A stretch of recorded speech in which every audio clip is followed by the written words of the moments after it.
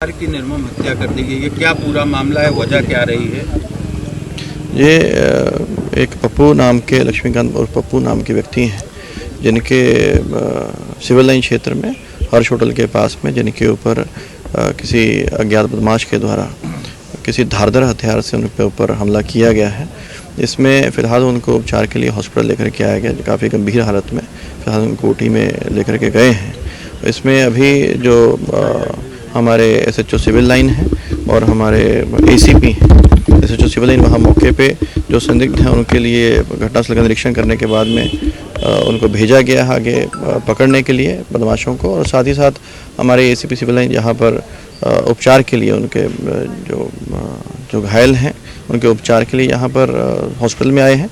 अभी सभी अधिकारियों के द्वारा घटनास्थल का निरीक्षण करने के पश्चात डेफिनेटली बहुत जल्दी ही इसमें जो भी अभियुक्तों के द्वारा ये कार्य किया गया, ये अपराध किया गया है, उनको सबक सिखाया जाएगा, कायदे से उनके विरुद्ध कार्रवाई बहुत सख्त से सख्त की जाएगी। सर, प्राइमरी जांच में क्या कुछ चीज़ें सामने आई हैं अभी तक? अभी परिजनों से बात करने का प्रयास किया जा रहा है और साथ ही जो और भी जो चीज़ें हैं जिसके कारण से ये घटना हुई है, उसके क्या कारण रहे हैं, किसके द्वारा ये घटना की गई है, इन सभी चीज़ों की अभी जांच चल रही है, तफ्तीश चल रही है। अभी जो ऑफिशियली डॉक्टर्स के द्वारा साथ बात की जा रही है, जो भी सूचना होगी आप शेयर करेंगे। आज दिनांक 23 अक्टूबर को शाम में सूचना प्राप्त हुई कि लक्ष्मी नारायण और पप्पू उनके ऊपर हर्ष होटल के पास में हमला किया गया है। और सूचना प्राप्त होने पर जो हमारी पुलिस टीम है मिलकर वहाँ पे पहुँचे, जो घायल अवस्था में उनको जो घायल थे उनको उपचार के लिए तत्काल हॉस्पिटल भिजवाया गया, हॉस्पिटल पहुँचाया गया और उपचार के दौरान दुर्भाग्यपूर्ण तरीके से उनकी मृत्यु हुई। इसमें जो हमारी टीम के द्वारा विवेचना में पाया गया कि जो आरोपी विशाल और अपने साथी के साथ मिलकर के उसने ये हमला किया था। आज ही शाम को उसके द्वारा खुलदाबाद क्षेत्र से मछली बाजार से ये चाकू है, धारदार चाकू खरीदा गया था जिससे उसने ये अटैक किया है। इसमें जो आरोपी है पुलिस के द्वारा उसको अरेस्ट किया गया और अरेस्टिंग के दौरान पुलिस पार्टी पे उसने फायरिंग की, जिसमें जो फायर में 3 गोलियाँ उसको लगी हैं।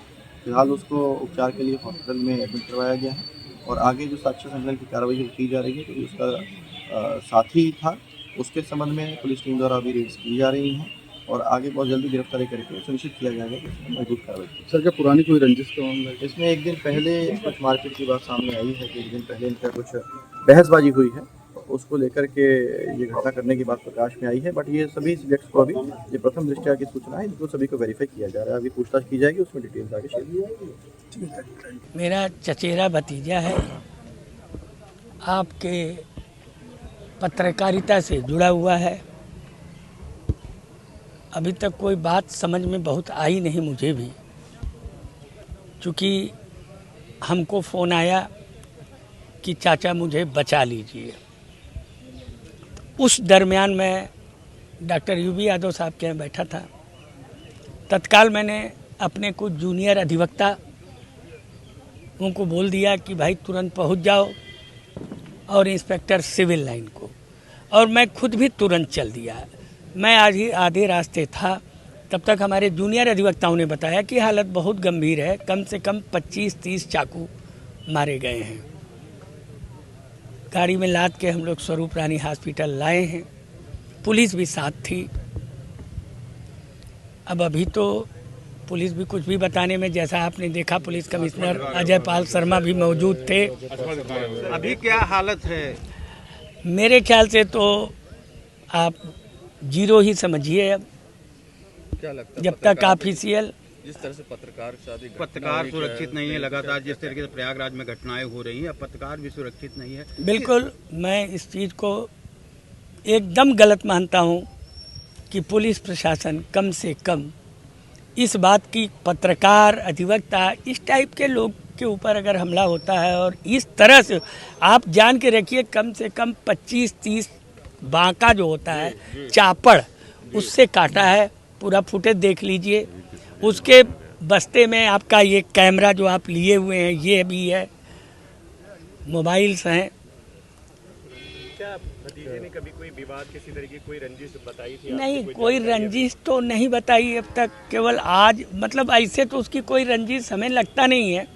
बाकी उनकी क्या है, उसका बच्चा है, एकदम छोटा सा है, अभी और एक पत्नी है, अभी लड़का है, वो भी बहुत बताने की स्थिति में नहीं है, क्योंकि हम लोग भी भाई चाचा जरूर हैं, लेकिन अब आप भी जान रहे हैं, मैंने बोला ना कि चचारा भतीजा है, तो बहुत कुछ अंदरूनी तो मुझे भी अभी बहुत अवगत नहीं है, लेकिन पुलिस से बात हुई है। पुलिस मुझसे ये कही है कि कुछ न कुछ क्लू मिला है, हम लोग तत्काल रवाना हो रहे हैं। ये बात कह के इंस्पेक्टर और एसीपी गए हैं।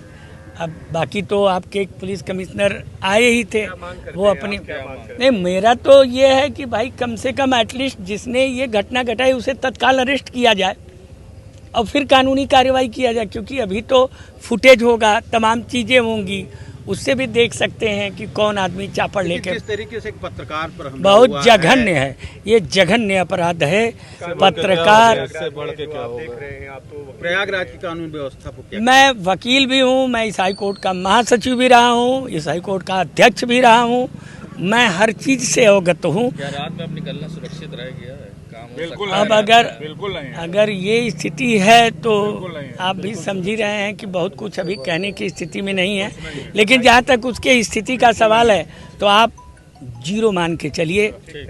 अगर आप ये वीडियो YouTube पर देख रहे हैं तो हमारे चैनल को सब्सक्राइब करें और बेल आइकन को दबाना ना भूलें। अगर आप Facebook पर ये वीडियो देख रहे हैं तो हमारे पेज को लाइक करें।